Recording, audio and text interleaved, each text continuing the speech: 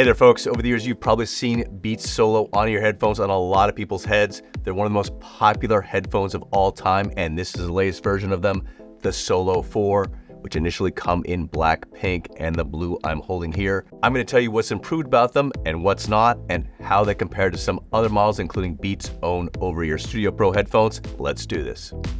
Okay, so I'm getting a little deja vu here because Beats is following the same playbook with the Solo 4 as it did with the Studio Pro, which mostly maintained the same design as their predecessor while getting some upgrades on the inside that bumped up their performance, along with USB-C charging and a new improved soft case for the same list price. The Solo 4 lists for $200. That's what the Solo 3 wireless listed for when they came out almost 8 years ago in late 2016, and the Solo 4's design is nearly identical to the 3's with only small refinements. The chrome accents on the outside of the hinges have been replaced with a brushed matte finish, and there's now only a small number 4 call out instead of the Solo 3 and wireless labels on the hinges. Like with Studio Pro, the case is new and it's a definite improvement over the previous hard case, as it's more compact and has pockets for the USB-C charging cable and the headphone cable. The other small external change is to the material that covers the ear pads. Beats says it's the same upgraded faux leather that's on the Studio Pro.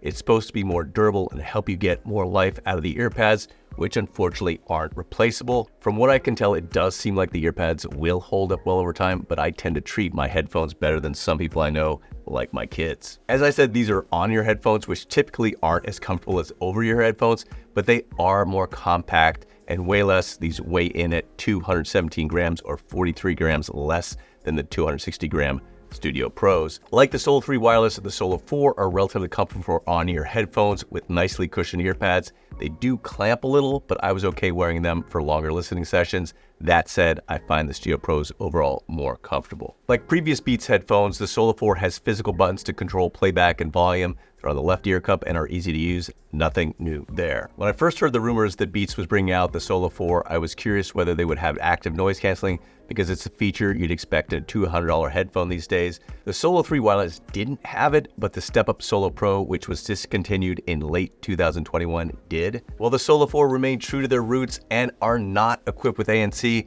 I'm a little disappointed that they're missing that feature, but I will say that you do get some decent passive noise reduction from the cushy ear pads covering your ears.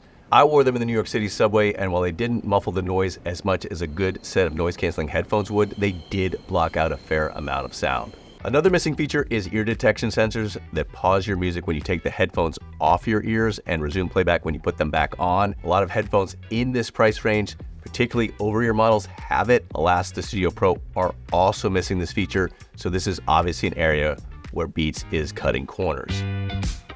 Okay, on to the bigger changes and improvements, which follow a similar path to the Studio Pro. On the feature side, you're getting a very similar feature set to the Studio Pro and Beats Studio Plus earbuds, minus the active noise canceling. Like those models, the Solo 4 are geared toward both Apple and Android users and are powered by a custom Beats chipset, not Apple's H1 or H2 chip. They're equipped with Bluetooth 5.3. Android users are able to take advantage of Google Fast Pair and download the Beats app for Android to their devices. Interestingly, there's multi-point Bluetooth pairing for Android users with automatic switching between devices linked to your Google account. However, if you're an Apple user, the headphones link to your iCloud account, but you'll have to manually switch between devices, which some people prefer because auto switching can be a bit wonky and irritating. The headphones do connect simultaneously to your Apple Watch and your iPhone, and Apple's audio sharing feature for iPhone and iPad users is available for the Solo 4 and coming to the Studio Pro and Studio Buds Plus with a firmware update. Two other things that Android users don't get are spatial audio with head tracking and hands-free Siri. That's the feature where you can access Apple's voice assistant by just saying the Siri wake command. Unlike the Buds Plus, these do have spatial audio with head tracking for Apple users, video watching and music listening. In my test using an iPhone 14 Pro, it seems to be on par with the spatial audio you get with the AirPods Max and AirPods Pro 2. For both Apple and Android users, there's a Find My feature that helps locate your headphones should they become lost, but it's not the more advanced precision finding that's included with the AirPods Pro 2. Ultimately, I think the biggest improvements are to the sound quality and voice calling performance. These have 40mm drivers, but they're not the same drivers that are in the Studio Pro.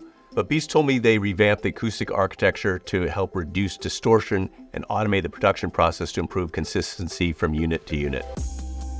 It's immediately apparent that the Solo 4 sound better than the Solo 3. They sound cleaner with better overall clarity and bass definition. There isn't a huge difference in sound quality between the Solo 4 and Studio Pro, but I think the Studio Pro sounds slightly more open and are slightly warmer. I went back and forth between the headphones using just regular stereo mode and spatial audio modes, and the sound does change with whatever mode you're in. If you want to know more about sound quality, I do a little bit deeper dive in my text review on CNET.com, so check that out. I wouldn't say these are the most accurate or natural sounding headphones, but Beats has come a long way in terms of audio quality from their early days with booming bass and underwhelming sound quality. The Solo 4 sound quality is quite respectable, particularly for on-ear headphones, and I did think the headphones sounded ever so slightly better in wired mode if you're listening to high-res music files. You can not only connect these to an audio device with a 3.5mm port using the included analog cable, but you can also connect them using the USB-C cable to get a digital wired connection to your computer or USB-C equipped smartphone. I did appreciate that they have USB-C audio like the Studio Pro. I should also note that when you are using the analog headphone cable, the headphones don't require power. There's no loss in audio quality. That's a nice feature. As far as power goes, these do have very good battery life. They're rated for up to 50 hours of use at moderate volume levels. That's 10 hours better than what the Solo 3 were rated for, and it does help that you're not using any extra juice for active noise canceling, since there is none. On the voice calling front, the headphones have been upgraded with beamforming digital MEMS microphones. They were analog mics on the Solo 3, and these have the same advanced noise reduction algorithms as the Studio Pro, so you do get very similar voice calling performance as the Studio Pro, and it's generally very good. Here's a test call I recorded that gives you a sense of the call quality, though note that the call is recorded via the internet, so you lose a little bit of fidelity in my voice. All right, I'm on a test call in the streets of New York City with fellow editor Josh Goldman. Josh, I have a bunch of traffic in the background, a little bit of wind too. Let me know how I sound. Your voice quality is fine. It's nothing special. Sounds like an average Bluetooth connection. But the noise reduction, whatever is going on there, works great because I can't hear anything really in the background. There's an occasional like low burst of static or something, but otherwise it's all nice and clear and I can't hear anything in the background. So those are the Beats Solo 4 in a nutshell. Pretty much the same look on the outside, but some notable improvements on the inside that bump up their performance by about 25 to 30% when it comes to sound quality, battery life, and voice calling. Would I pay $200 for these? No, I wouldn't. But if you look at what's happened with the Studio Pro's pricing, which we've seen drop to as low as $200 or $150 off their list price, they're not really going to cost $200. I think we'll see them fairly soon for what the Solo 3 now costs, which is around $130.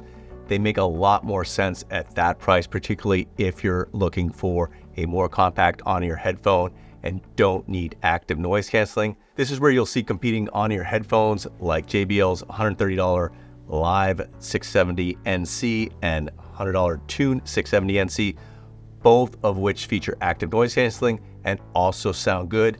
That said, I think the Solo 4 have a better build quality and extra features like USB-C audio and spatial audio with head tracking. Overall, I think the Solo 4 are very good on-ear wireless headphones. Just make sure to get them when they do go on sale. But let me know what you think. Do you think Beats should have changed up the Solo's design, or are you happy they kept it mostly the same? Post your comments below and hit the like button if you found this video informative at all. I'm David Carnoy for CNET. Thanks for watching.